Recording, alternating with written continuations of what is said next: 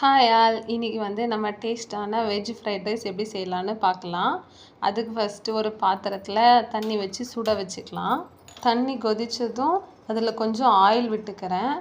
ஏன்னா நம்ம ரைஸ் வந்து கொஞ்சம் உதிரியாக வரணுங்கிறதுக்காக ஆயில் விட்டுக்கிறேன். அப்புறம் கொஞ்சம் தேவையான அளவுக்கு உப்பு போட்டுக்கலாம். உப்பு போட்டதுக்கப்புறம் ஊற வச்சுருந்த பாஸ்மதி ரைஸு கொஞ்சம் சேர்த்துக்கிறேன். அரிசி நல்லா வந்து ஒரு 90% வெந்தால் போதும்.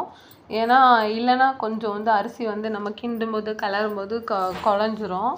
நம்ம கொஞ்சம் உதிரியாக இருந்தால் தான் நல்லாயிருக்கும். அதனால் வேக வைக்கிறது மட்டும் பார்த்து வேக வச்சு எடுத்துக்கோங்க.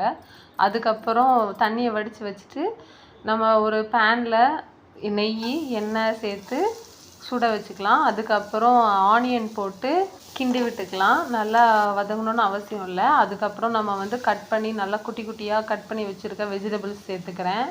வெஜிடபிள்ஸ் வந்து உங்களுக்கு என்னென்ன வெஜிடபிள்ஸ் சேர்க்கணும்னு தோணுதோ அதை சேர்த்துக்கோங்க.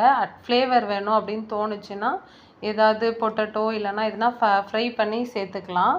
அதுக்கப்புறம் நம்ம தனியாக வடித்து வச்சுருந்த ரைஸையும் இது கூட சேர்த்து அரிசி உடையாமல் நம்ம கிளறி விட்டுக்கலாம். அதுக்கப்புறம் தேவையான அளவுக்கு பெப்பர் போட்டுக்கலாம். எனக்கு பெப்பர் பிடிக்குங்கிறதுனால நான் கொஞ்சம் ஜாஸ்தியாகவே போட்டிருக்கேன். இல்லைன்னா நம்ம வந்து காய்கறி வதக்கும் போதே கூட எக்ஸ்ட்ராவாக நீங்கள் வந்து கறி மசால் பொடி சேர்த்துக்கலாம். அது ஃப்ளேவர் கொஞ்சம் நல்லாயிருக்கும். அதுக்கப்புறம் கிளறி விட்டிங்கன்னா நல்லா ருசியான வெஜ் ஃப்ரைட் ரைஸ் ரெடி.